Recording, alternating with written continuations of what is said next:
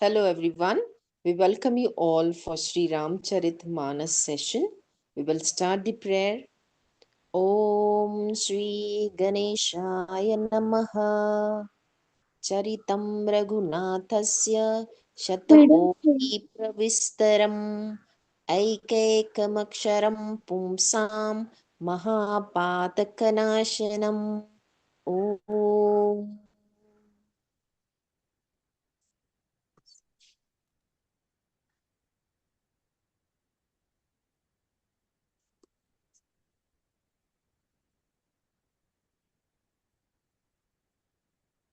Yes.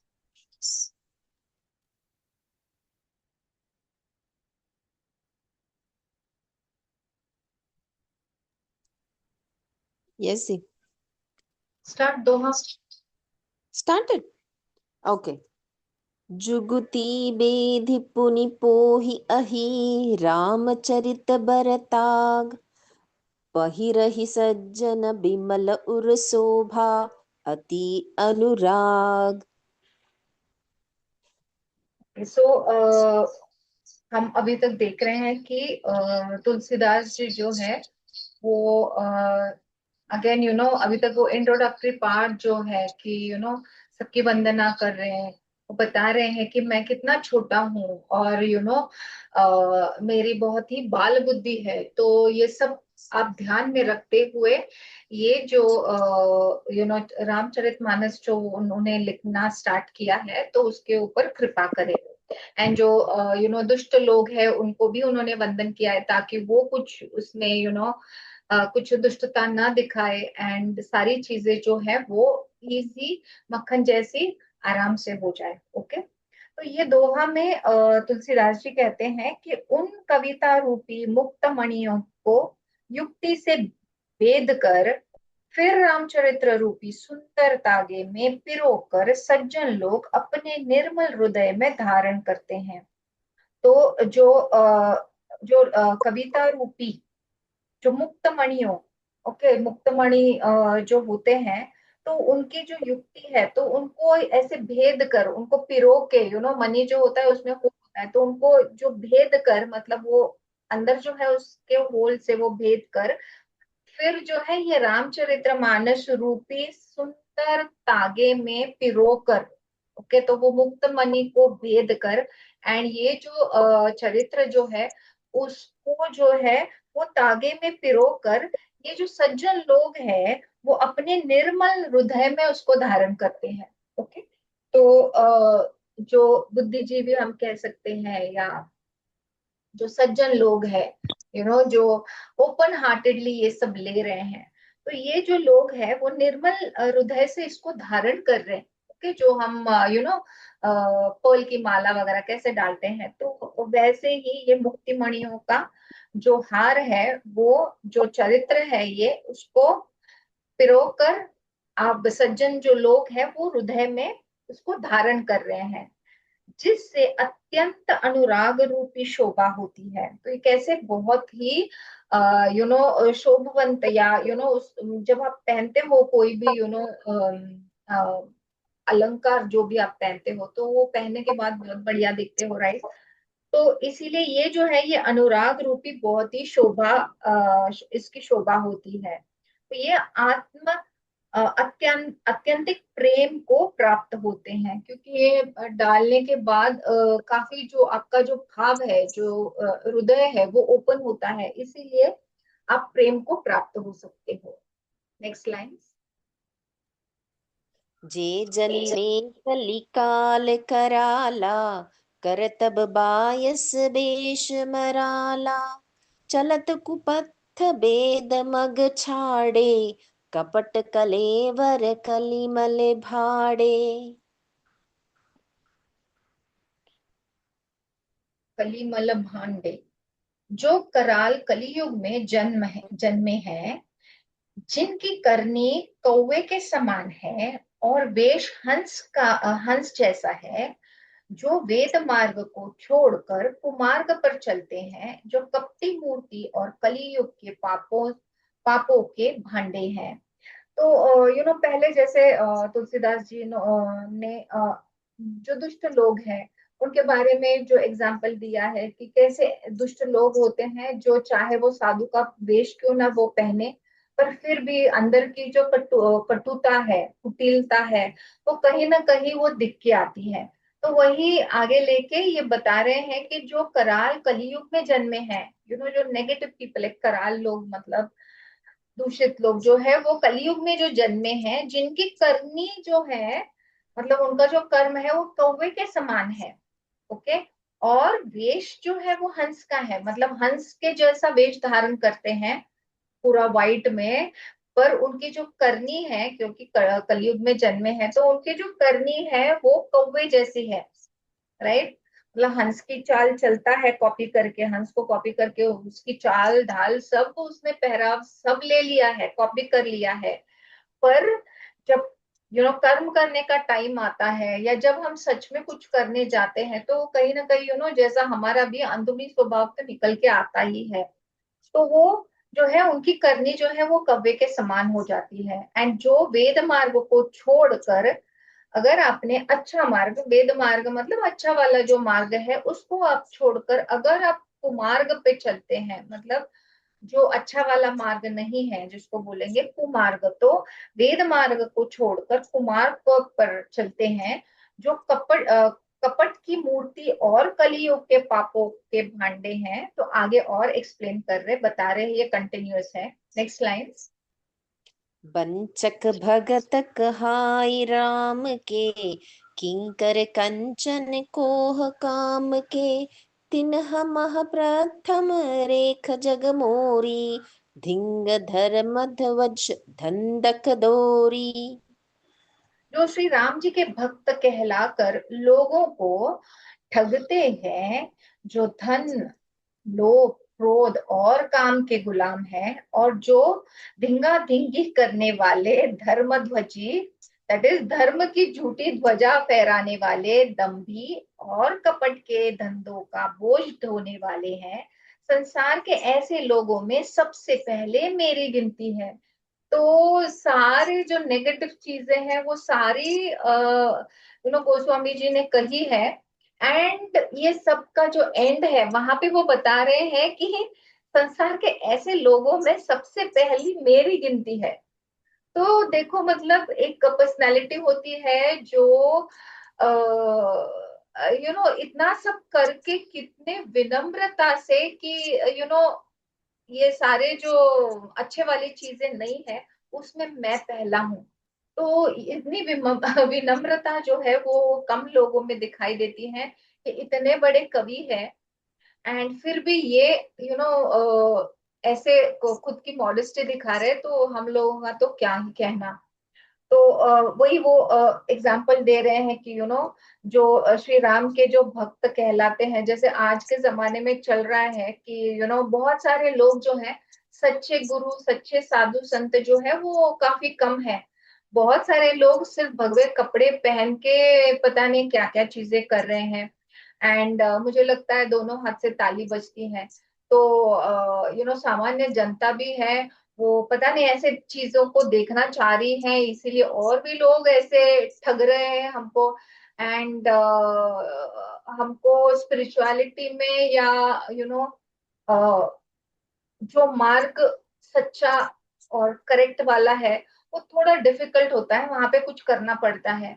पर आज के डेट में देखा जाए तो ये सारा जो भगवान का जो करना है, या कुछ स्पिरिचुअल बोल सकते हैं, या मेडिटेशन बोल सकते हैं, तो थोड़ा डिफिकल्ट है करने के लिए। तो लोगों को इजी मार्ग चाहिए। तो आपने देखा होगा सोशल मीडिया पे और इर्द गिर्द, लोग ना बड़े ही फास्ट रिजल्ट के लिए कुछ करना चाहते हैं, मैनिफेस्टेशन करना है, मुझे ये चाहिए वो चाहिए, इसके लिए मेरे घर में ये प्रॉब्लम है, तो इसका कोई तोड़गा है क्या। तो ऐसी चीजों में लोगों को बड़ा ही रस आ रहा है आजकल। एंड इसीलिए जो आज आप देख रहे हो कि लोगों को इंस्टेंट फिक्सेस चाहिए, तो इस तरफ लोग ज्यादा जा रहे हैं। ना कि जो हमने जो सीड्स बोए हैं पहले के लाइफ टाइम में, इसके फल ही हम अभी मिल रहे हैं ना हमको, ये लाइफ टाइम में जो भी हम जी रहे हैं। तो वो जो है वो रूट से निकालने की बजाय लोग जो है इंस्टेंट फिक्सेस देख रहे हैं। एंड फिर मार्केट जो है तो वो तो देखता ही है, डेटा जो दिखाता है कि क्या लोगों को चाहिए। एडवर्टाइजिंग इंडस्ट्री जो है वो R&D इतना पैसा डालती है, जो शायद उनको मैन्युफैक्चरिंग और कंपनी बनाने के लिए इतना पैसा नहीं लगता होगा जितना वो R&D में डालता है। ओके। ऐसे ऐसे चीजें हैं, जैसे आप इंस्टेंट फास्ट फूड देखिए, तो उसमें क्या होता है, मतलब ये साइंस है बाय द वे। जब हम खाते हैं ये चिप्स वगैरह चीजें, तो R&D हुआ है इसके ऊपर कि जब एक बार आप मुंह में डाले तो आपका क्रेविंग कैसा बढ़े। तो हमारे ब्रेन में ऐसी ऐसा एरिया है जहाँ पे ये स्टिमुलेट होता है जब आप खाते हैं। तो ये जो कॉम्बिनेशन है एकदम चटपटा वाला एंड स्वीट वाला कॉम्बिनेशन, या नमक वाला एंड स्वीट वाला, तो ऐसी चीजें देखो आपको बहुत क्रेविंग होती है इसकी। तो ये जो कॉम्बिनेशन है ये हमेशा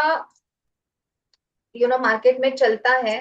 तो हमको कितना भी लगे कि ये चीज, ये कुरकुरे या ये लेज ये नहीं खाना चाहिए, पर वो जो क्रेविंग है देखने के बाद वो होता है एंड हम खा लेते हैं। हमको पता है फास्ट फूड खाना नहीं है, इंस्टेंट वाला नहीं खाना है, बाहर का नहीं खाना है, पर जो हमारा ब्रेन है वो एक बार वो पैटर्न पैटर्न नहीं, पर एक बार वो भाप लेता है कि इसका ये टेस्ट है, एंड उसी में ऐसी चीजें डाली होती है, ऐसे प्रोडक्ट्स में, कि आप बार बार उसको खाते रहे।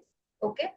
तो कहने का मतलब है कि ये सारे एक्सपेरिमेंट्स पे बहुत ही R&D होता है। हम जो कॉमन मैन है ये, उसके पीछे का सारा हमको कुछ समझ में नहीं आता है, पर ये इंडस्ट्री बहुत ही बड़ी है। एंड ऐसे जो ठग है, ठग नहीं बोलेंगे हम, पर क्योंकि वो बैठे हैं पैसा कमाने के लिए, तो हम जो है वो चक्रव्यूह में अटक गए हैं। तो हमको जैसे लास्ट टाइम बताया था कि विवेक को यूटिलाइज करना बहुत जरूरी है हमको। तो जब हम विवेक को यूटिलाइज करेंगे और हमारा जब कंट्रोल आएगा खुद पे, तो शायद फिर हम ये नहीं प्रोडक्ट्स लेंगे, एंड जब हम नहीं लेंगे तभी ये इंडस्ट्री को पता चलेगा, राइट, कि ये कम करना है। अदरवाइज मैन्युफैक्चरिंग तो बहुत बढ़िया चल रहा है। तो वैसे ही इंस्टेंट फिक्सेस भी हमको लाइफ में चाहिए कि मुझे इंस्टेंटली ये चाहिए वो चाहिए, पर जो रियल सादा सिंपल मार्ग है हम उसी को अवॉइड करना चाह रहे हैं। तो यही तुलसीदास जी कहना चाह रहे हैं कि जो श्री राम जी के भक्त कहलाकर लोगों को ठगते हैं, है ना, ये पूजा करो वो पूजा करो ऐसे करके, पांड्या जी बहुत सारे जो होते हैं वो ठगते हैं हमको।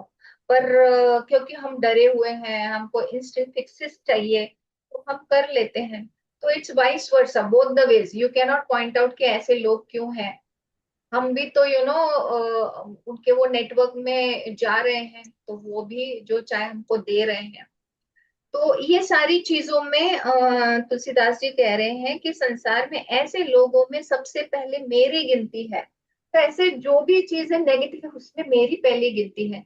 तो ये एक विनम्रता का एक पर्सनालिटी होती है कि जो अपने ऊपर ही क्या बोल सकते हैं कि परिहास करे या जोक करे, जो अपने ऊपर हंसता है ना, तो दूसरा चाहे कुछ भी कहे फिर वो इतना मायने नहीं रखता है।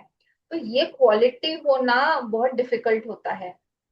कोई भी हमको कुछ भी बोले तो हमको अच्छा नहीं लगता है, पर जो खुद पे ही हंसे, पहले ही विनम्रता से कि बाबा मैं तो ऐसा ऐसा हूं, तो दूसरा कोई आपके ऊपर कोई जोक कर ही नहीं सकता, परिहास कर ही नहीं सकता। तो तुलसीदास जी ने ये रास्ता अपनाया है और बोल रहे हैं कि सबसे पहले इस ये सारी चीजों में तो मेरी गिनती है, तो मैं ही सबसे पहले आता है। तो इसीलिए पहले भी उन्होंने बताया है कि मेरी बुद्धि छोटी है, एंड ये जो ग्रंथ है वो इतना बड़ा है। श्री राम जी जो है वो सूर्यवंशी, इतना बड़ा वो उनका लीनिएज है, एंड मैं तो क्या इतना सा हूँ। तो हर एक जगह पे उन्होंने अपनी विनम्रता दिखाई है। हालांकि वो सबसे बड़े कवि है, हमने इंट्रोडक्शन में देखा है, वो पहले कवि है जो पोएट है हमारे। तो अगर वो कहते हैं तो हम तो कौन सी गिनती में आते हैं पता नहीं। Okay, next line. जो अपने अवगुण सब कहऊ, बाढ़ई कथा पार नहीं लहऊ, ताते में अति अल्प बखाने, थोरे महु जानी हहि सयाने। यदि मैं अपने सब अवगुणों को कहने लगूं तो कथा बहुत बढ़ जाएगी और मैं पार नहीं पाऊंगा। इससे मैंने बहुत कम अवगुणों का वर्णन किया है। बुद्धिमान लोग थोड़े ही में समझ लेंगे। तो बोल रहे कि और मेरे बहुत सारे और अवगुण हैं, पर मैं सीमित ही रखता हूँ मेरे अवगुणों को, क्योंकि ये जो महान काम मैंने हाथ में लिया है तो वो मैं उसको कब करूंगा। ओके। तो बुद्धिमान जो लोग हैं वो यही जो अभी हाईलाइट उन्होंने किया है तो उसमें ही समझ जाएंगे। ठीक है, नेक्स्ट लाइन। समुझी विधि विधि बिनती मोरी, को न कथा सुनि देहि खोरी। ईतेहु पर करी हहि जे असंका, मोहिते अधिक ते जड़मति रंका। मेरी अनेकों प्रकार की विनती को समझकर कोई भी इस कथा को सुनकर दोष नहीं देगा। इतने पर भी जो शंका करेंगे वे तो मुझसे भी अधिक मूर्ख और बुद्धि के कंगाल है। तो ऑलरेडी उन्होंने इतने छोटे लेवल पे खुद को लाया है कि अभी अगर कोई उनके ऊपर फिंगर लगाता है या कुछ बोलता है तो वो खुद ही मूर्ख जैसे है, ऐसा वो बता रहे हैं। क्योंकि और अधिक क्या कहेंगे, मैं ही खुद को इतना छोटा समझ रहा हूँ और जो दूसरे लोग हैं अगर मेरे पे फिंगर उठाते हैं तो मतलब उनका तो क्या ही कहना, वो तो बुद्धि के कंगाली है, ऐसा तुलसीदास जी बता रहे हैं। Next line. कभी न हो नहीं चतुर कहावऊ, मति अनुरूप राम गुण गावऊ। कह रघुपति के चरित अपारा, कह मति मोरी निरतर संसारा। मैं न तो कवि हूँ न चतुर कहलाता हूँ, अपनी बुद्धि के अनुसार श्री राम जी के गुण गाता हूँ। कहाँ तो श्री रघुनाथ जी के अपार चरित्र, कहाँ संसार में आसक्त मेरी बुद्धि। Again he is just trying to make us understand नहीं, बताना चाह रहे हैं कि मैं ना तो कवि हूँ ना मैं चतुर हूँ। ओके, मैं बहुत ही नॉर्मल सामान्य सा हूँ। एंड मेरी अपनी बुद्धि के अनुसार मैं श्री राम जी के गुण गा रहा हूँ। ओके। तो श्री रघुनाथ जी की तो चरित्र जो है वो अपार है, जैसा मैंने बोला। तो मेरी तो बुद्धि इतनी सी है, पर सिर्फ मेरा एम जो है वो बड़ा ही सरल और प्योर है कि मैं श्री राम जी के गुण गाना चाहता हूँ। तो चाहे कुछ भी हो जाए लाइफ में, अगर कभी गलती भी हो गई तो अगर आपका इंटेंशन साफ है ना तो things can be forgiven. Okay. Intention बहुत प्योर और सही होना चाहिए, तो कहीं पे भी गलती या ऊपर नीचे अगर होता है तो भी इट इज स्टिल अंडरस्टूड, सामने वाला बंदा आपको समझ ही लेगा अगर आपका इंटेंशन सही है। तो इंटेंशन पर ध्यान देना बहुत जरूरी है। ओके। उसका फल जो है वो कभी कभी अच्छा ही होगा, पर कभी कभी गड़बड़ हो सकता है फल में। पर अगर आपका इंटेंशन सही है एंड उस तरीके से अगर आप कर रहे हैं तो फल की चिंता करने की जरूरत नहीं है, क्योंकि वो अच्छा ही होगा। एंड थोड़ा सा इधर उधर हो भी गया 19-20 तो भी जो सामने वाला पर्सन है वो समझ लेगा, क्योंकि आपका इंटेंशन जो है वो बहुत प्योर है। ओके। तो कई कई बार आप किसी की हेल्प करने गए और हेल्प करने के बजाय कुछ और ही हो गया, तो वो बंदा जो है वो आपका समझ लेगा कि आपने अच्छे दिल से आपने हेल्प करने की कोशिश की है, पर कुछ गड़बड़ हो गया, तो he will forgive you. Okay. पर आपका इंटेंशन अगर कुटिल है तो सामने वाला बंदा तो मतलब आपको माफ नहीं कर सकता, राइट। Next line. जेहि मारुत गिरि मेरु उड़ाही, कहु तूल के ही लेखे माही। समुझत अमित राम प्रभुताई, करत कथा मन अति कदराई। जिस हवा से सुमेरु जैसे पहाड़ उड़ जाते हैं, कहिए तो उसके सामने रुई किस गिनती में। श्री राम जी असीम प्रभुता को समझकर कथा रचने में मेरा मन बहुत हिचकिचाता है। अगेन इज ट्राइंग टू से कि दूसरा एक एग्जांपल दिया है कि जिस हवा से सुमेरु जैसे पहाड़ उड़ जाते हैं, ओके, ऐसी हवा आती है कि सुमेरु जैसे जो पहाड़ है वो उड़ जाते हैं।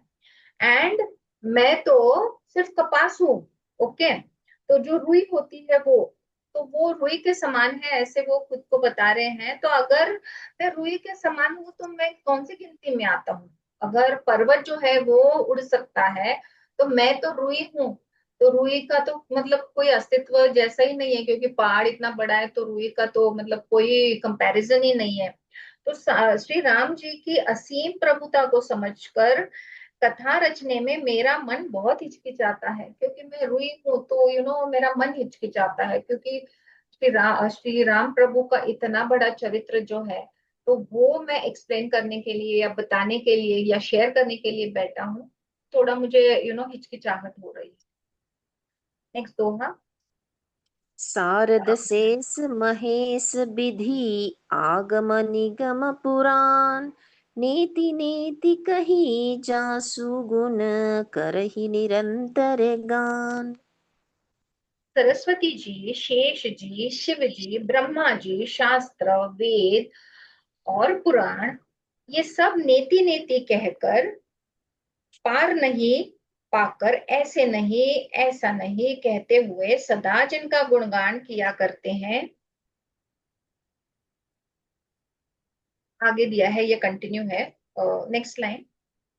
सब जानत प्रभु प्रभुता सोई, तदपि कहे बिनु रहा न कोई। तहा भेद अस कारण राखा, भजन प्रभाऊ भांति बहुभाषा। मैं फिर से पढ़ती हूँ ताकि कंटिन्यूटी आ जाए। तो सरस्वती जी, शेष जी, शिव जी, ब्रह्मा जी, शास्त्र, वेद और पुराण, ये सब नेति नेति कहकर सदा जिनका गुणगान किया करते हैं, मतलब भगवान जी का, ये सारे जो दिग्गज हैं, सरस्वती जी है, शेष जी है, शिव जी है, ब्रह्मा जी है, वेद है, पुराण है, ये सारे जो है वो नेति नेति जो है वो भगवान का गुणगान करते हैं। तो यद्यपि प्रभु श्री रामचंद्र जी की प्रभुता को सब ऐसी ही जानते हैं, तथापि कहे बिना कोई नहीं रहा। तो सबने कथा की है भगवान की, सब जो है उनको डिस्क्राइब कर रहे हैं नेति नेति। ओके, इसमें वेद ने ऐसा कारण बताया है कि भजन का प्रभाव बहुत तरह से कहा गया है, अर्थात भगवान की महिमा का पूरा वर्णन तो कोई कर नहीं सकता, है ना। मतलब हम कौन होते हुए हम मतलब हमारी क्या लेवल है कि भगवान का पूरा जो है 100% हम उनको डिस्क्राइब करें। तो हमारी उतनी लेवल या एलिजिबिलिटी है भी नहीं। तो अगर इन लोगों की नहीं है जो ये दिग्गजों का नाम लिया है उनकी, परंतु जिससे जितना बन पड़े उतना भगवान का गुणगान करना चाहिए, क्योंकि भगवान के गुणगान रूपी भजन का प्रभाव बहुत ही अनोखा है। तो चाहे आपकी कितनी भी लेवल हो, आपको बहुत बड़ा बनने की जरूरत नहीं है, आप जो लेवल पे है वो वैसा आप उनका गुणगान करें। क्योंकि क्यों गुणगान करना है? क्योंकि वो जो प्रभाव जो होता है वो बहुत ही अनोखा है, उसका नाना प्रकार से शास्त्रों में वर्णन है। थोड़ा सा भी भगवान का भजन मनुष्य को सहज ही भव सागर से तार देता है। तो अगेन वही आता है कि भगवान का नाम जो है, मतलब जो वर्ड हमेशा यूज में आता है वो है नाम सह कीर्तन। ओके, तो जैसे हम भगवान का सिमरन करते हैं, तो उसी तरह भजन भी करना जरूरी है। ओके, चाहे आपकी एलिजिबिलिटी कैसी भी हो, आपका कोई एक्सपीरियंस भी ना हो, सिर्फ भगवान का नाम लेना है एंड उनका भजन करना है। तो हमको उसका परिणाम शायद कभी कभी क्या होता है कि जब हम रिजल्ट देखते हैं ना, तभी हम कोई चीज करने लगते हैं। कोई ड्रेस हमको कहीं दिखा एंड हम लेके आए, फिर वहां पे अच्छे कपड़े मिलते हैं ये पता चला, तो हम जो है हमारे फ्रेंड्स को भी बताते हैं, राइट, कि अरे वहां पे ना वो बहुत अच्छा अवेलेबल है, तो आप भी जा सकते हो लेने। तो ये जो है जब हम उसका अनुभव करते हैं तब पता चलता है। तो हमारे इर्द गिर्द ऐसे लोग बहुत कम है जो ये जो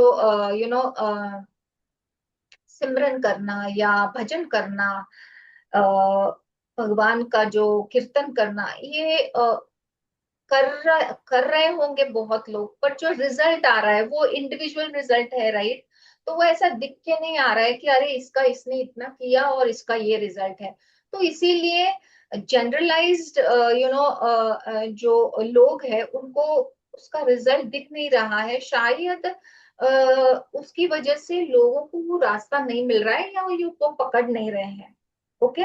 तो तुलसीदास जी कह रहे हैं कि भगवान के गुणगान रूपी भजन का प्रभाव बहुत ही अनोखा है। अभी ये अनोखा समझने के लिए आपको खुद को करना पड़ेगा, ताकि आपको ये अनोखापन समझ में आए या पता चले। ओके, तब तक हम चाहे कितना भी बताए या एक्सप्लेन करे तो वो वर्ड्स के फॉर्म में ही होगा।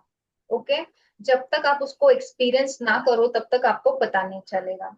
पर यस, जैसे हम ये सारे पुराण पढ़ रहे हैं तो उसकी वजह से जो हीलर्स है वो चेक करके देख सकते हैं एनर्जी कि आपका ऑरा कितना बढ़ता है ये सब पढ़ने के बाद, या ये शायद आप सिर्फ सुन रहे हैं जो मैं कह रही हूँ वो। तो सिर्फ सुनने से भी, सिर्फ श्रवण करने से भी आपका जो है पापों का नाश होता है। मतलब गरुड़ पुराण में तो बहुत डिटेल दिया है कि क्या होता है ये सब करने के बाद। तो पहले ही तुलसीदास जी ने कहा है कि ये क्यों इसको करना चाहिए, और अभी बता रहे हैं कि और भगवान का गुणगान भी करना जरूरी है। हमने भगवत गीता में भी देखा कि नाम जप कितना इंपॉर्टेंट है। तो अगर आप ये सारी चीजें करते हो तो आपको ही आपकी लाइफ में आपका शिफ्ट दिखेगा। पर उसके लिए करना जरूरी है। सिर्फ हम बताएं और आप सुने ऐसे हो नहीं सकता। आपको वो जो है कोई भी चीज जैसे इंग्लिश में there what is there is a phrase कि when you see a pie, मतलब अगर कोई चीज मैं हिंदी में बताती हूँ कि समझो कोई चीज है, समझो एक कोई मिठाई है, आप उसको 1 घंटा भर से देख रहे हो, कोई एक्सप्लेन कर रहा है ये बहुत अच्छी है, ये बहुत ज्यादा स्वीट नहीं है, ये एकदम मीठी भी नहीं है, इसका कलर बहुत अच्छा दिख रहा है, ये ऐसे ऐसे उसका कैसे बनाई गई है उसको एक्सप्लेन करेंगे पूरा प्रोसीजर कि ये डाल के बनाई है, बहुत फ्रेश आइटम्स उसमें डाले हैं, बहुत ड्राई फ्रूट्स है, बहुत रिच है। चाहे जितना भी एक्सप्लेन करो 1 घंटा, ओके, उसके बारे में, बट वो जो 1 घंटे का एक्सप्लेनेशन है और आप एक छोटा सा पीस लेके मुंह में डाल देते हैं, वो जो एक्सपीरियंस आपको मिलता है 1 घंटे का और ये 1 सेकंड का, जब आपके जबान पे जो है वो पूरा जो है मेल्ट हो जाता है, जो जो भी आपकी मिठाई है, सबके मुंह में पानी आ रहा होगा। तो वो जो मेल्टिंग पॉइंट है वहां पे ही आपको पता चलता है। स्पेशली फीमेल्स हम सब जानते हैं कि हम कैसे कुछ भी चीज बराबर पिक करके लेते हैं। तो मिठाई की दुकान में भी आप जाए तो कभी कभी वो मिठाई वाला टेस्ट के लिए दे देता है थोड़ा सा, तो इतने से इसमें से आपको पता चलता है कि यार कौन सी मिठाई अच्छी है, कौन सी आज वाली फ्रेश है, कौन सी कल की है, कौन सी लेनी चाहिए, किसमें क्या है, तो मैं इसको लूं इसको ना लूं। सो ये जो चीज है कि जो सिर्फ देख के या किसी ने एक्सप्लेन करके कोई मतलब नहीं है। तो मिठाई वाला क्या करता है, वो बताता नहीं है कि कैसे क्या बनी है क्या, वो आपको थोड़ी सी दे देता है टेस्ट करने के लिए, तो आपको झट से पता चलता है। तो इसीलिए एक्सपीरियंस करना, ये सारे स्टोरी का यही कंक्लूजन या मॉरल है कि कितना भी किसी ने बताया कि आपने ये करना है वो करना है, अगर टोटा भी आप अगर कोई चीज का आप इंस्टेंट रिजल्ट भी देखना चाहे तो भी आपको, आप किसी के पास गए उसने वो प्रोटोकॉल दिया, पर आपको तो करना पड़ेगा ना उसके लिए। तो किया नहीं तो रिजल्ट कैसे मिलेगा? तो इसीलिए अगर आप ये गुणगान रूपी अगर भजन करते हो तो इसका एक अनोखा प्रभाव जो है वो आपको दिखाई पड़ेगा। एंड अगर आप नाम जप भी करते हो तो उसका भी एक्सपीरियंस आप ही को मिलेगा, क्योंकि आपने किया है तो आपको मिलना है। कोई दूसरा आपके लिए अगर करता है, आजकल ऐसा नहीं बोलना चाहिए, but some people do it for others, तो वो भी आप सोचो कैसे काम करेगा। क्योंकि जो अम, आपकी जो वाणी है, आपके जो वॉइस कॉर्ड्स है, आपका जो वॉइस बॉक्स है, आपका जो लैरिंग्स है, जब वो जो है वो उच्चारण करता है, तो आपके बॉडी में चेंजेस होते हैं, राइट? वो दूसरे के बॉडी में कैसे होंगे? तो जो भी करना है वो आपको खुद ने करना है। तो तुलसीदास जी बोल रहे हैं कि ये सब आपने करना चाहिए ताकि आपको उसका रिजल्ट दिख सके। एंड इस संसार में आपकी नैया पार करने के लिए जो भी आप करोगे, बाकी की चीजें वो आप ऊपर लेकर नहीं जा सकते हो, सिर्फ ये चीजें ही आपके साथ आने वाली है। तो इसका ध्यान जरूर रखें। Next line. एक अनीह अरूप अनामा अज सच्चिदानंद परधामा व्यापक विश्वरूप भगवाना तेहि धरी देह चरित कृत नाना। जो परमेश्वर एक है, जिनके कोई इच्छा नहीं है, जिनका कोई रूप और नाम नहीं है, जो अजन्मा है, सच्चिदानंद है और परधाम है, परम धाम है, और जो सबके व्यापक एवं विश्व रूप है, उन्हीं भगवान ने दिव्य शरीर धारण करके नाना प्रकार की लीला की है। तो हम सब जानते हैं अभी, जो परमेश्वर है, या जो व्हाट डू यू से, हायर जो सुप्रीम बीइंग है, तो वो तो सब जानते हैं। पर हमको जो है लीलाएं उन ये एक्सपीरियंस कराने के लिए, क्योंकि वो तो सच्चिदानंद है, वो तो आदि है, अनंत है, अजन्मा है, तो उनका तो कोई रूप नहीं है, राइट?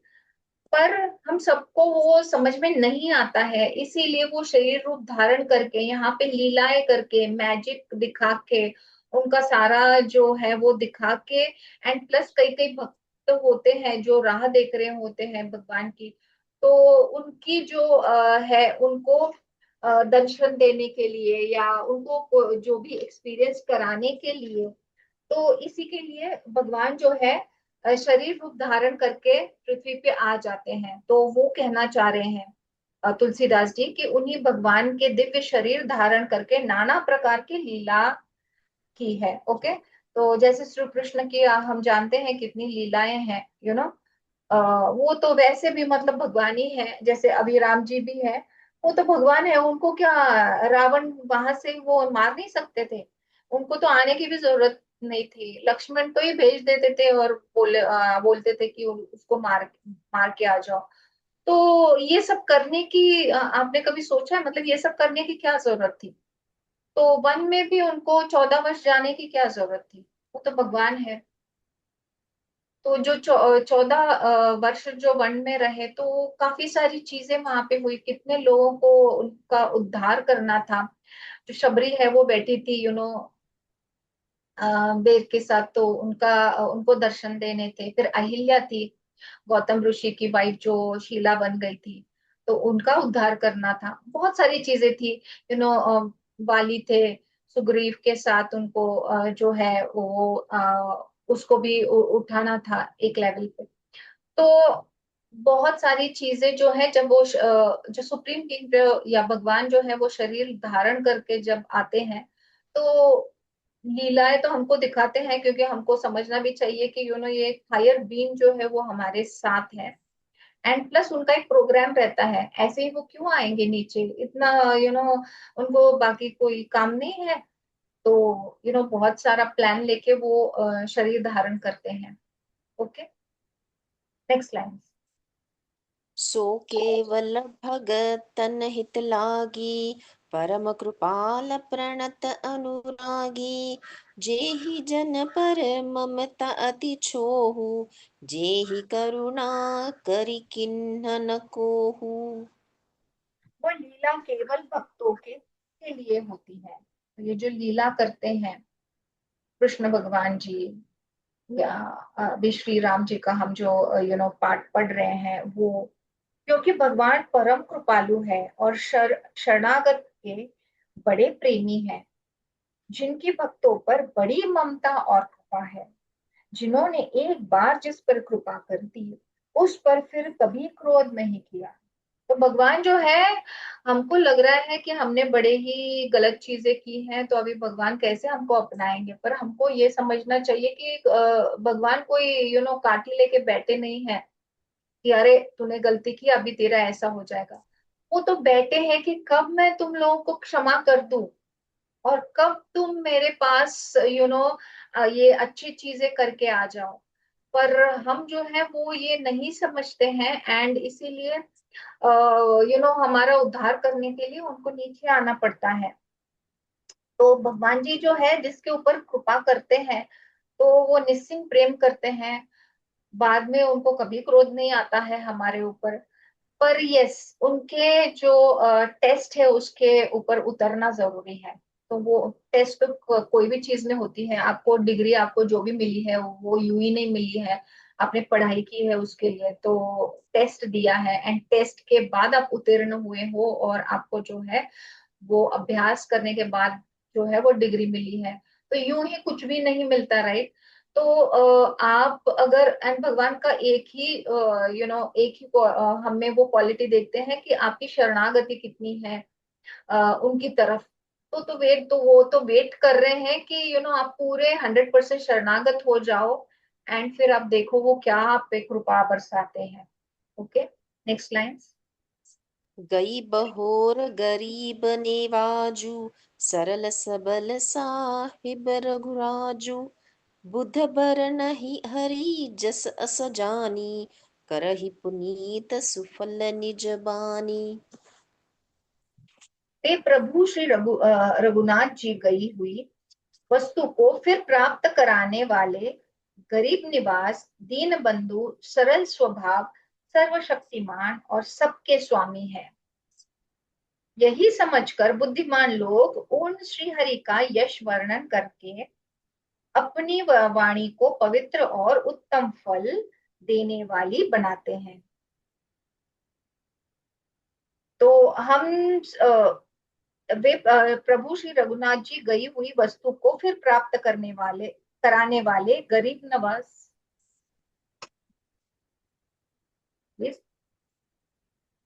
तो वो जो है वो दीन बंधु को, सरल स्वभाव वाले लोगों को, सर्वशक्तिमान और सबके ये जो है स्वामी है। एंड जो बुद्धिजीव जो है वो क्या करते हैं, इनका इनका वर्णन करके उनकी वाणी जो है वो जो है वाणी से उत्तम फल प्राप्त करते हैं। क्योंकि जैसे अभी हमने पहले के लाइंस में देखा कि उनका जो आप जब वर्णन करते हो, उनका जो भजन करते हो, तो उससे क्या लाभ होता है। तो ये जो लाभ है वो यहाँ पे दिया गया है कि इनकी वाणी जो है श्री हरि का यश वर्णन करके अपनी वाणी को, जो बुद्धिजीवी है वो अपनी वाणी को पवित्र करते हैं, और इसका जो है उत्तम फल प्राप्त करते हैं। उत्तम फल क्या है? मोक्ष और दुर्लभ भगवत प्रेम। ओके, तो जब आप भजन करते हो, जब आप नामस्मरण करते हो, तो आप आपकी वाणी जो है वो पवित्र बनाते हो, एंड जब आप पवित्र बनाते हो तो उसका फल स्वरूप क्या मिलता है आपको? आपको मोक्ष मिलता है, या तो भगवत प्रेम जो है वो मिलता है आपको। Okay, next line. तेहि बल में रघुपति गुण गाथा, कही हो नाई राम पद माथा। मुनिन्ह प्रथम हरि कीरति गाई, तेहि मग चलत सुगम मोहि भाई। उसी बल से, दैट इज महिमा का यथार्थ वर्णन नहीं, परंतु महान फल देने वाला भजन समझकर भगवत कृपा के बल पर ही मैं श्री रामचंद्र जी के चरणों में सिर नवाकर श्री रघुनाथ जी के गुणों की कथा कहूंगा। तो वही जो पहले वाले लाइंस में जो बताया है तुलसीदास जी ने, तो वही बल से, वाणी से, भजन करके, उनके गुण गा के जो है उनके श्री रघुनंदन के चरणों में मैं सर नवा कर, मतलब वंदन करके उनके गुण और जो कथा है वो कहूंगा। क्योंकि उससे तो वाणी का प्रभाव, उनके वाणी के प्रभाव से पवित्र हो जाएगी उनकी वाणी, क्योंकि उनकी कथा वो कहने वाले हैं। एंड जो फल है वो तो हमने देख ही लिया कि उसका फल क्या होता है वो। तो इसी विचार से वाल्मीकि, व्यास आदि मुनियों ने पहले हरि की कीर्ति गाई है। भाई उसी मार्ग पर चलना मेरे लिए सुगम होगा। तो पहले ही लोगों ने करके रखा है ये सब ऑलरेडी। ये सब करके एक डेटाबेस बनाया दिया गया है कि ऐसा करने से ऐसा होता है। तो वाल्मीकि जी है, व्यास जी है, इन लोगों ने ऑलरेडी भगवान के गुण गाए हैं। तो जो पाथ ऑलरेडी किसी ने ले लिया है एंड एक्सपीरियंस भी है एंड रिजल्ट भी देख रहा है, तो कोई मूर्ख ही होगा जो नया रास्ता जो है वो अपनाएगा। तो सरल सीधा रास्ता जो ऑलरेडी रिजल्ट दे रहा है, तो वो हम क्यों नहीं अपनाएंगे, राइट? तो तुलसीदास जी कह रहे हैं कि बिकॉज इन्होंने ऑलरेडी वो रास्ता अपनाया है एंड प्रभु के गुणगान गाए हैं, उनकी कीर्ति गाई है, तो मैं भी वही रास्ते पे चलता हूँ। क्योंकि ये रास्ता जो है उसी मार्ग पर चलना मेरे लिए सुगम होगा, मतलब इजी होगा मेरे लिए। नया रास्ता बनाने से बेटर है कि जो ऑलरेडी बनाया गया है, बना बनाया चीज, एंड जिस पे 100% रिजल्ट भी है, तो वही हम यूज करें, है ना? नया कुछ क्यों करें। नेक्स्ट दोहा। अति अपार जय सरित बर जऊ नृप से तु कराही चढ़ी पी पीलिकऊ परम लघु बीनु श्रम पार ही जाही। जो अत्यंत बड़ी श्रेष्ठ नदियां हैं, यदि राजा उन पर पुल बांध देता है, तो अत्यंत छोटी चींटियां भी उन पर चढ़कर बिना ही परिश्रम के पार चल जाती है। ये तो कहने वाली बात, मतलब कहने वाली बात भी नहीं है, क्योंकि ये तो हर कोई करता है, राइट? तो यहाँ पे एग्जाम्पल दे रहे हैं कि अत्यंत बड़ी जो श्रेष्ठ नदियां होती है, अगर उनके ऊपर ब्रिज बनाया जाए, मतलब लोगों को, मतलब यहाँ से वहां जाने के लिए, तो चींटी भी उसका उपयोग कर लेती है। चींटी भी। तो इसी प्रकार मुनियों के वर्णन के सहारे मैं भी श्री चरित्र का वर्णन सहज ही कर सकूंगा। Next line. एहि प्रकार बल मन ही देखाई करिहउ रघुपति कथा सुहाई व्यास आदि कवि पुंगव गनाना जिन्ह सादर हरि सुजस बखाना।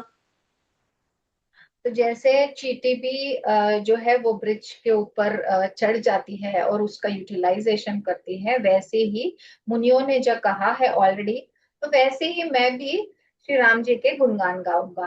तो इस प्रकार जो है मन को जो दिखलाकर मैं श्री रघुनाथ जी की सुहावनी कथा की रचना करूंगा। तो जैसे इन लोगों ने ऑलरेडी किया है, वो रास्ते से भी चले हैं, तो मैं भी वैसे ही सुहावनी कथा जो है उनकी रचना करूंगा।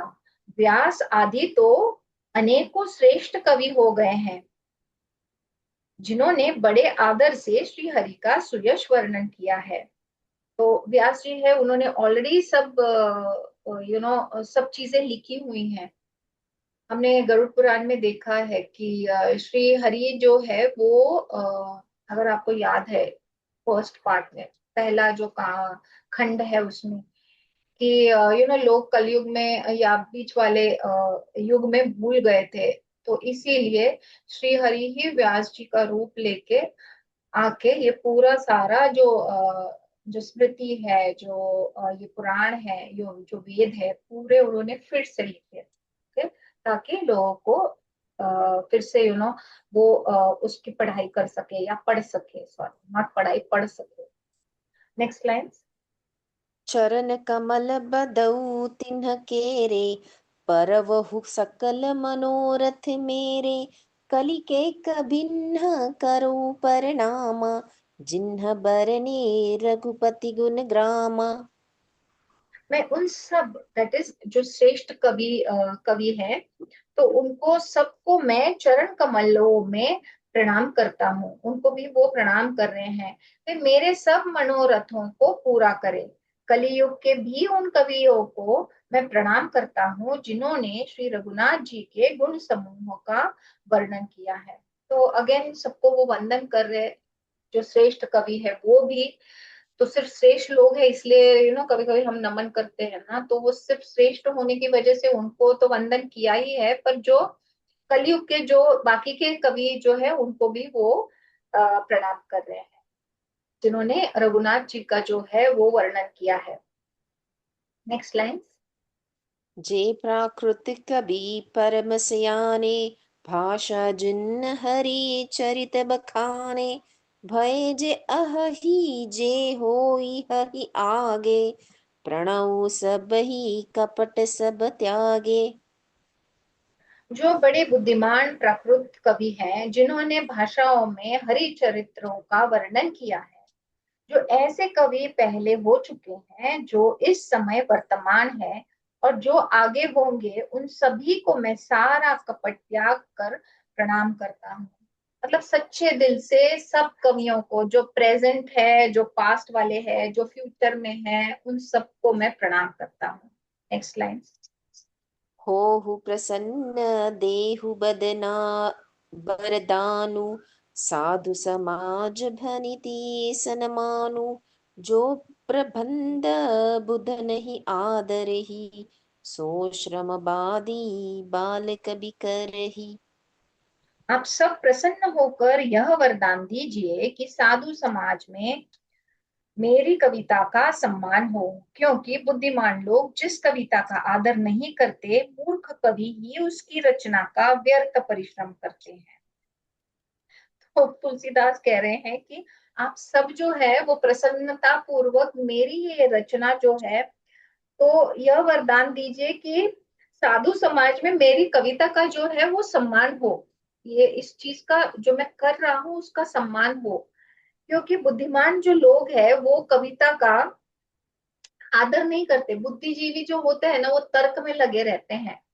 जो कवि लोग हैं, जो रचना वाले होते हैं ना, वो बड़े इमोशंस के साथ ये लिखते हैं। एंड जो तर्क वितर्क वाले बुद्धिमान लोग क्या होते हैं, तर्क वाले होते हैं, लॉजिक वाले होते हैं, तो वो ज्यादा भाता नहीं है उनको, क्योंकि वो हर चीज में बहुत ही तर्क करते रहते हैं। तो वो तुलसीदास जी बता रहे हैं कि बुद्धिमान लोग जिस कविता का आदर नहीं करते, मूर्ख कवि ही उसकी रचना का व्यर्थ परिश्रम करते हैं। एक्सलेंस। कीर्ति भनिति भूति भली सोई, सुरसरि सम सब कह हित होई, राम सुकृति भनिति भदेसा, असमंजस अस मोहिय देसा। कीर्ति, कविता और संपत्ति वही उत्तम है जो गंगा जी की तरह सबका हित करने वाली है। ये बिल्कुल विपरीत है कलयुग का। जो कीर्ति है, कविता है, संपत्ति है, वो उत्तम है। कैसी उत्तम है? क्योंकि वो गंगा जी की तरह सबका हित करने वाली है। हम आज के डेट में ऐसा है क्या? ये सब तो हमको चाहिए, कीर्ति भी चाहिए, संपत्ति भी चाहिए, सब सब हमको चाहिए। तो तुलसीदास जी कह रहे हैं कि ये सब गंगा जी की तरह सबके हित में होना चाहिए। श्री रामचंद्र जी की कीर्ति तो बड़ी ही सुंदर है, सबका अनंत कल्याण करने वाली है, क्योंकि जो वो पढ़ेगा उसका कल्याण तो होना निश्चित ही है। परंतु मेरी कविता भद्दी है, मतलब अच्छी वाली नहीं है, उनका कहना है। यह असमंजस्य है, अर्थात इन दोनों का मेल नहीं मिलता, इसी की मुझे चिंता है। तो रामचंद्र जी की जो कीर्ति है वो बहुत ही व्याप्त है, बड़ी ही सुंदर है, पर मेरी जो कविता है वो बद्दी है, मतलब अच्छी वाली नहीं है। तो इसीलिए उनको चिंता पड़ी है कि लोग जो है उसको कैसे लेंगे, ओके, जब मैं लिखूंगा कविता। Next line. तुम्हारी कृपा सुलभ सो मोरे, सियनि सुहावनी टाट पटोरे। परंतु ये कवियों आपकी कृपा से यह बल भी मेरे लिए सुलभ हो सकती है, रेशम की सिलाई टाट पर भी सुहावनी लगती है। तो वो कह रहे हैं कि ठीक है, मतलब परंतु जो है, परंतु हे कवियों आपकी कृपा से यह बात भी मेरे लिए सुलभ हो सकती है। मतलब ये सुलभ हो सकता है क्यों? क्योंकि वो क्या कर रहे हैं, वो बड़े इंटेलिजेंट है। तो वो रेशम का धागा ले रही है सब पिरोने के लिए। तो रेशम का धागा जो है वो ऑलरेडी बहुत सुंदर होता है, तो उसका अगर आप यूज करते हो तो सब चीजें ऑलरेडी जो यूज करने के बाद जो भी बनता है वो ब्यूटीफुल ही लगता है। तो रेशम की जो सिलाई है वो ताट पर भी सुहावनी लगती है। ओके, नेक्स्ट दोहा। सरल कबित कीरति विमल सोई, आदर ही सुजान। सहज बयर बिसराई, रिपु जो सुनि करही बखान। चतुर पुरुष उसी कविता का आदर करते हैं जो सरल हो और जिसमें निर्मल चरित्र का वर्णन हो, तथा जिसे सुनकर शत्रु भी स्वाभाविक स्वाभाविक वैर को भूलकर सराहना करने लगे। तो कभी भी आपने देखा होगा कि कोई भी चीज ना जब एकदम सरल और सिंपल होती है तो बड़ी लुभावनी लगती है, क्योंकि आपको झट से समझ में आती है। ओके, तो यहाँ पे समझो मैं बहुत बड़े बड़े एग्जांपल्स, बहुत लंबे लंबे वर्ड्स एंड बहुत हाई लेवल वाले चीजें बोलूं तो उसका फायदा नहीं है।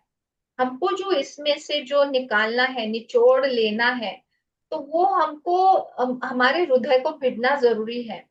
तो वैसे ही तुलसीदास जी कह रहे हैं कि जो चतुर पुरुष जो है उसी कविता का आदर करते हैं कि जो सरल है, जो निर्मल है। ओके, क्योंकि ये सुनकर वो फिर उसका आचरण कर सकते हैं, उसको यूटिलाइज कर सकते हैं लाइफ में। तो जिसे सुनकर शत्रु भी, मतलब जस्ट सामान्य बंदा नहीं पर शत्रु भी जो है वो स्वाभाविक वैर को भूल कर वो सराहने लगता है कि वाह क्या बढ़िया लिखा है। तो शत्रु भी जो है उसको भी सिंपल चीजें बहुत लुभावनी लगती है। Next line. सोन होई बिनु बिमल मति, मोहि मति बल अति थोर। करहु कृपा हरि जस कहु पुनि, पुनि करहु निहोर। ऐसी कविता बिना निर्मल बुद्धि के होती नहीं, और मेरे बुद्धि का बल बहुत ही थोड़ा है, इसलिए बार बार निहोरा करता हूँ कि हे कवियों, आप कृपा करे जिससे मैं हरि यश का वर्णन कर सकूं। अगेन वो बड़ी विनम्रता से वो बता रहे हैं कि मैंने पहले ही बाबा सब समर्पण कर दिया है कि मैं तो कुछ जानता नहीं हूँ, मेरी बुद्धि छोटी है, मैं ऐसा हूँ वैसा हूँ, तो आप प्लीज ये सब मैंने पहले ही आपको बताया है सब डिटेल्स। तो आप जो है जो भी मैं लिखूंगा उसके ऊपर आप कृपा करें। ओके, एंड ताकि आप अगर कृपा करते हैं तो मैं ये जो हरि का जो वर्णन है वो मैं कर सकूं इजी। Next line. कवि कोविद रघुबर चरित, मानस मंजु मराल। बाल बिनय सुनि सुरुचि लखी, मोह पर होहु कृपाल। कवि और पंडितगण, आप जो रामचरित्र रूपी मानस सरोवर के सुंदर हंस है, तो देखो उन्होंने जो है कैसा खुद को छोटा रख के दूसरों को बड़ा कर दिया है। कवि और पंडितगण, आप जो रामचरित्र रूपी मानस सरोवर के सुंदर हंस है, तो आप हंस हैं।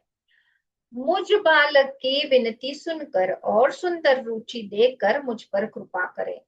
तो आप तो बहुत बड़े दिग्गज हैं, पर मैं एक बालक की तरह हूं, तो मेरी एक बालक की विनती है कि उसको सुनकर आप, और ये सारा देखकर मेरी रुचि देख कर के मैं ये लिखना चाह रहा हूँ, तो मेरी रुचि देखकर आप मुझ पे कृपा करें। नेक्स्ट लाइन, नेक्स्ट श्लोक। बद्धौ मुनिपद कंजुरामायन, जेहि निरमयऊ। सखर सुकोमल मंजु, दोष रहित दूषण सहित। मैं उन वाल्मीकि मुनि के चरण कमलों की वंदना करता हूँ जिन्होंने रामायण की रचना की। तो हम सबको पता है वाल्मीकि जी ने पहले रामायण लिखा है। जो खर, दैट इज खर यानी राक्षस, तो जो खर सहित होने पर भी खर कठोर से विपरीत बड़ी कोमल और सुंदर है। यहाँ पे जो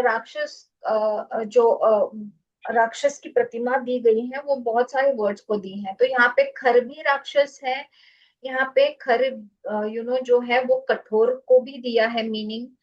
तो जो जिन्होंने रामायण सॉरी जो खर यानी राक्षस सहित होने पर भी खर से विपरीत मतलब कठोरता, राक्षस के कैसा होता है, कठोर होता है। तो वो कठोर राक्षस होने पर भी जो कठोर जैसे विपरीत बड़ी कोमल और सुंदर है, तथा जो दूषण मतलब जो राक्षस सहित होने पर भी दूषण अर्थात दोष से रहित है।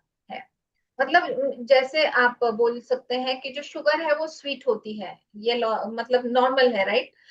पर आपने ऐसी शुगर खाई है जो तीखी लगती है या स्वादिष्ट लगती है? तो यहाँ पे वो बताना चाह रहे हैं कि जो खर है, राक्षस जो है, उसके सहित होने पर भी वो कठोर से विपरीत है।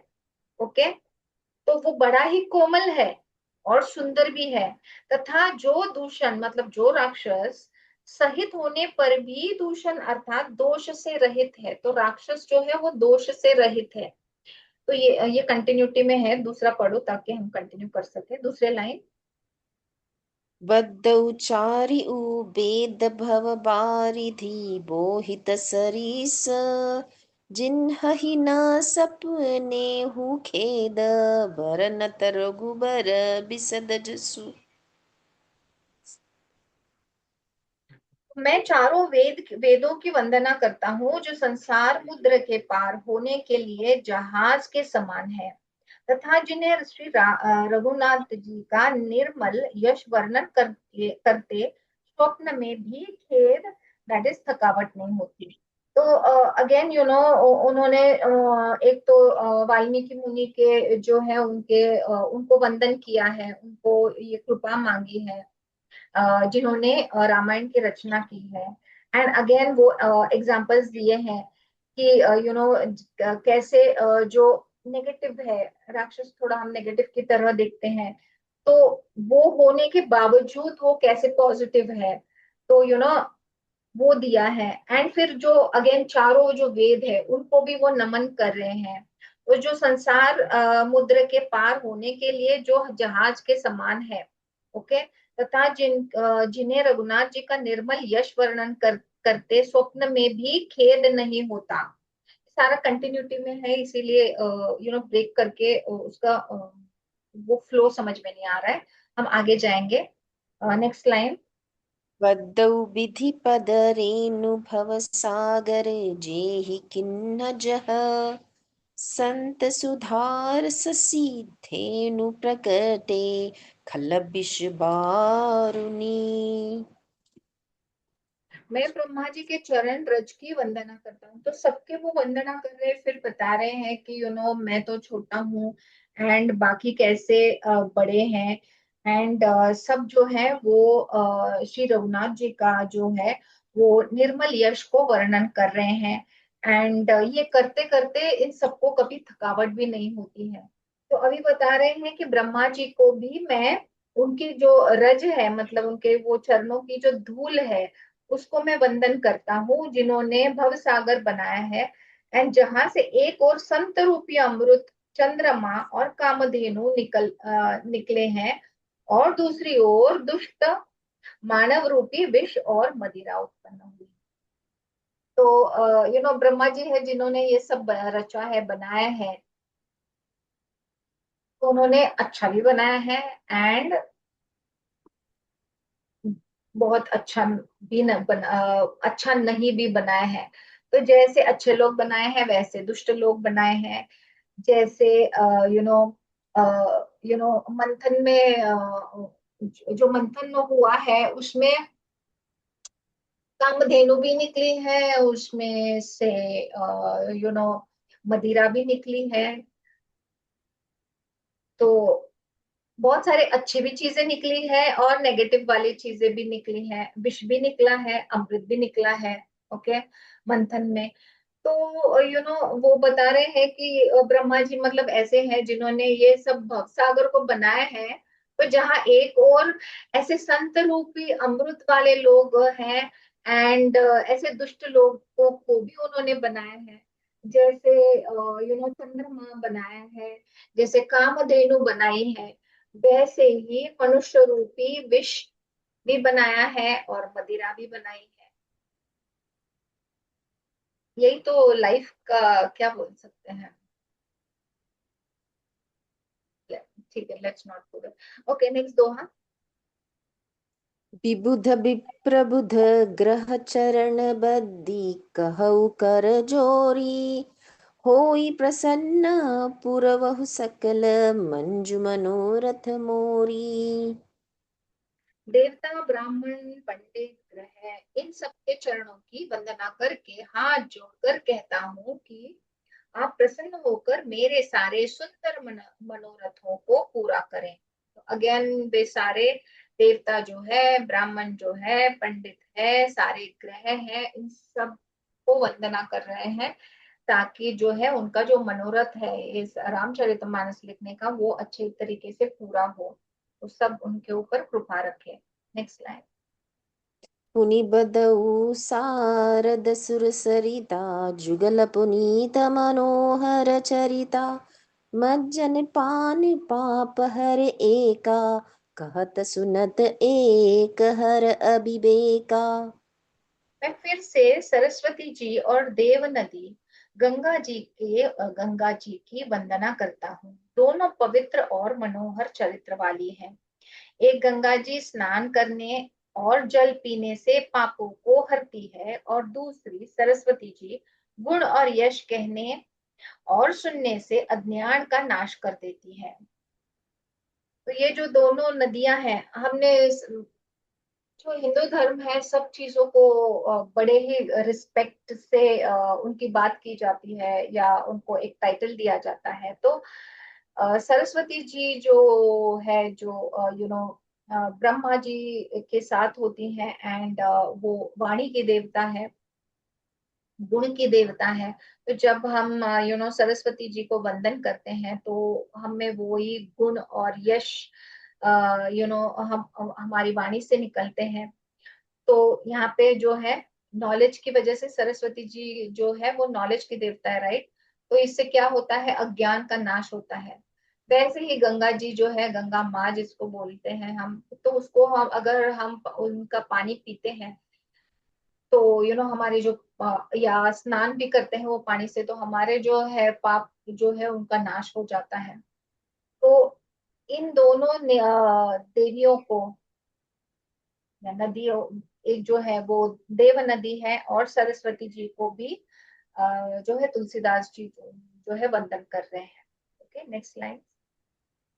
गुरु पितु मातु महेश भवानी प्रणव दीन बंधु दिन दानी सेवक स्वामी सखा सिय पी के हित निरुपधि सब विधि तुलसी के। श्री महेश और पार्वती को मैं प्रणाम करता हूँ, जो मेरे गुरु और माता पिता है। श्री महेश माने शिव जी।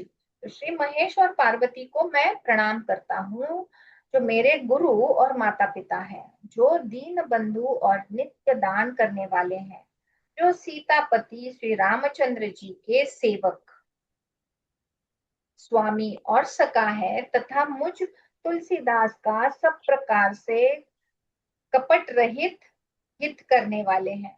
तो हम सब जानते हैं कि गुरु तो गुरु होता है, गुरु से बड़ा और कोई नहीं है।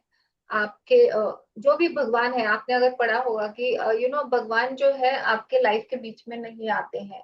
जो आपने किया है उसका आपने जो है उसका फल भोगना पड़ता है। पर जो गुरु होता है, वो आपके माता पिता से भी बढ़कर होता है। मतलब आपके माता पिता गुरु ही हो जाते हैं, गुरु ही सब रिलेशन हो जाता है जब आपको गुरु मिलता है। तो गुरु जो है वो, अगर आपको कुछ हो गया, कुछ गड़बड़ हो गई,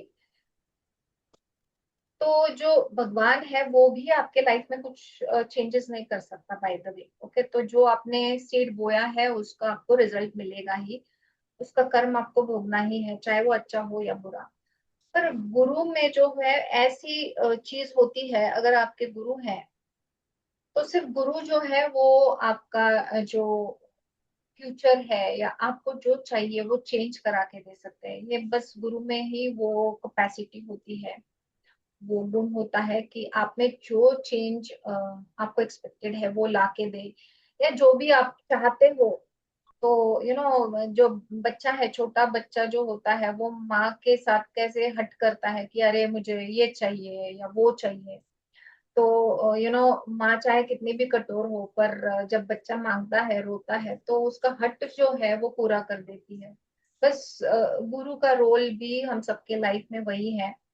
तो आपका जो प्रारब्ध है, वो भगवान जी को आप प्रसन्न भी करेंगे तो भी वो चेंज नहीं कर सकते हैं, पर गुरु में जो वो ताकत होती है, आपका जो भी प्रारब्ध है, तो आपका जो प्रारब्ध है वो गुरु चेंज कर सकते हैं। ओके, तो यहाँ पे तुलसीदास जी कह रहे हैं कि मेरे गुरु और मेरे माता पिता श्री महेश और पार्वती जी ही हैं, मतलब उनके जो गुरु हैं वो, तो उनको भी मैं प्रणाम करता हूँ। और जो दीन बंधु और नित्य दान करने वाले हैं, तो ऐसे लोग जो दान करने वाले हैं, दीन बंधु हैं, एंड जो सीतापति श्री रामचंद्र जी के सेवक, स्वामी और सखा है, ऐसे जो लोग हैं वो जो सच्चे हित वाले हैं, इस ऐसे सब लोगों को मैं वंदन करता हूँ। तो मुझ तुलसीदास का सब प्रकार से कपट रहित हित करने वाले जो हैं, मतलब जो सच्चे हैं, उनकी उनके क्या बोल सकते हैं, उनके साथ जो चल रहे, चाहे ऊपर की तरफ क्यों ना हो या नीचे क्यों नहीं, ऐसे फ्रेंड्स होते हैं हमारे। कई फ्रेंड्स होते हैं सिर्फ हाय हेलो वाले होते हैं, कई होते हैं जो आपकी बहुत गाढ़ी फ्रेंडशिप होती है, वो चाहे कौन सा भी समय हो आपके लाइफ में चल रहा है, वो कभी छोड़ते नहीं है। एंड कई ऐसे होते हैं कि जस्ट काम के लिए होते हैं, या जो भी है एक्स वाई जेड। तो तुलसीदास जी कह रहे हैं कि हर तरह के जो लोग हैं उनको मैं प्रणाम करता हूँ, जो मेरा हित करने वाले हैं। ओके, तो कपट रहित मतलब जो मेरा हित करने वाले हैं, जो सच्चे हैं, उनको मैं प्रणाम करता हूँ। Next line. कलि बिलो की जगहित हर गिरिजा, साबर मंत्र जाल जिन सिरिजा। अन मिल आखर अरथ न जापू, प्रकट प्रभाऊ महेश प्रतापू। शिव पार्वती ने कलियुग को देखकर जगत के हित के लिए शाबर मंत्र समूही की रचना की, जिन मंत्रों के अक्षर बेमेल हैं, जिनका न कोई ठीक अर्थ होता है और न जप ही होता है, तथापि श्री शिव जी के प्रताप से जिनका प्रभाव प्रत्यक्ष है। जो शाबरी मंत्र जो है वो शिव पार्वती जी ने कलयुग को देखकर वो मंत्र जो है जगत के हित के लिए वो दिया है हमको। ओके, तो शाबरी मंत्र की उन्होंने रचना की है। तो इस मंत्र के अक्षर जो है वो बेमेल है, मतलब जितना क्या बोल सकते हैं, जिनका ना कोई ठीक अर्थ होता है। आई डोंट नो, आपने शाबरी मंत्र अगर पढ़ा होगा तो आपको ये समझ में आएगा। तो उसका ना ऐसा जप भी नहीं कर सकते हो, मतलब ऐसे वर्ड्स है उनके। तो तथापि श्री शिव जी के प्रताप से जिनका प्रभाव प्रत्यक्ष है, तो वो शाबरी मंत्र जो है उनका जो प्रभाव है वो प्रत्यक्ष, इट इज लाइक शिव जी का ही प्रताप है, मतलब वो मंत्र ऐसा है। अभी वो मंत्र के हिसाब से हमको पता लगेगा। अगर आपको पता है तो आप पढ़ लीजिए वो मंत्र, तो आपको पता चलेगा। Okay, next line. सो उमेश मोहि पर अनुकूला, करिहि कथा मुद मंगल मूला। सुमिरि सिवा सुमिरि सिवा शिव पाई पसाऊ, वरनऊ राम चरित चित चाऊ। वे उमापति शिव जी मुझ पर प्रसन्न होकर श्री राम जी की इस कथा को आनंद और मंगल की मूल उत्पन्न करने वाली बनाएंगे। तो जैसा उन्होंने पहले लाइंस में बताया है कि उमापति शिव जी जो है, माँ पार्वती और शिव जी जो है, जो उनके गुरु हैं, उनके माता पिता है, तो वो बोल रहे हैं कि ये जो है, ये प्रसन्न होकर मेरी इस कथा को, जो मैं श्री राम जी की जो कथा लिख रहा हूँ, तो इस कथा को वो आनंद और मंगल की मूल बनाएंगे।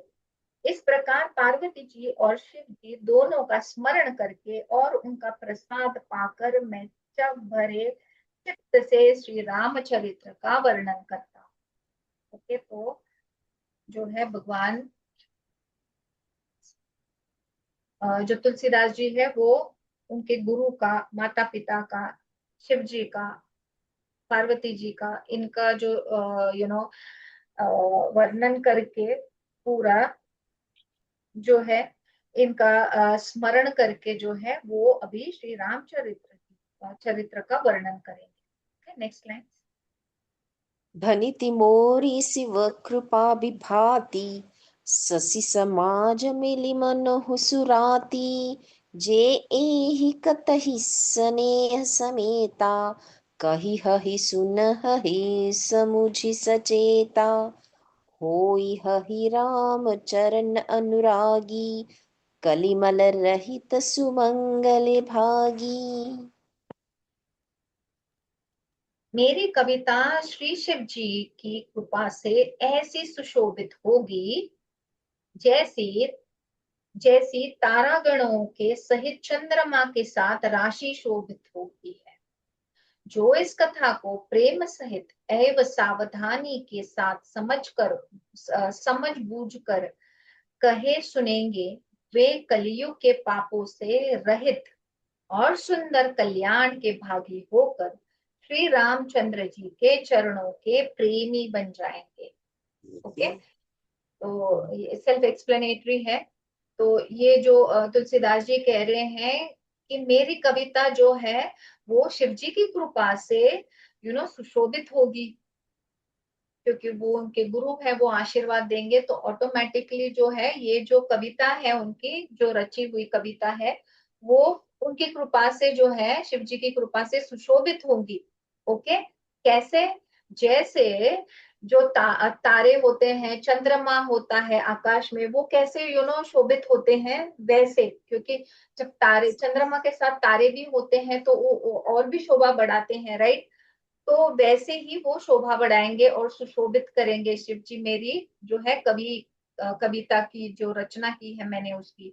तो वो बता रहे हैं कि ये जो कथा जो है, ये कथा को अगर प्रेम सहित एवं सावधानी के साथ समझ बूझ कर, सिर्फ पढ़ने के लिए पढ़ना नहीं है, समझ बूझ कर जो इसको कहेंगे, जो उसको सुनेंगे, वो जो है ये कलयुग के जो पाप है वो पूरे उसके वहां से वो जो पाप पाप उनके नष्ट हो जाएंगे, तो पापों से वो धुल जाएंगे, पूरे वो रहित हो जाएंगे पापों से, और जो है कल्याण के भागी होंगे।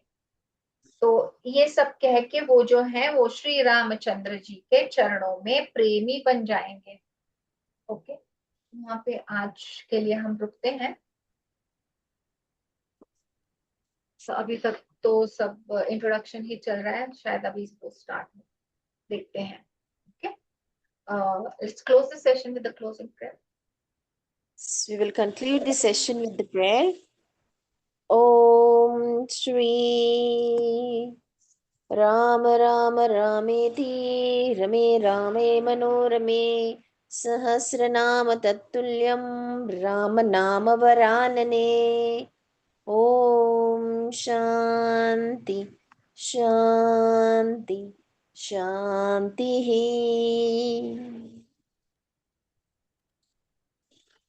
Thank you everyone.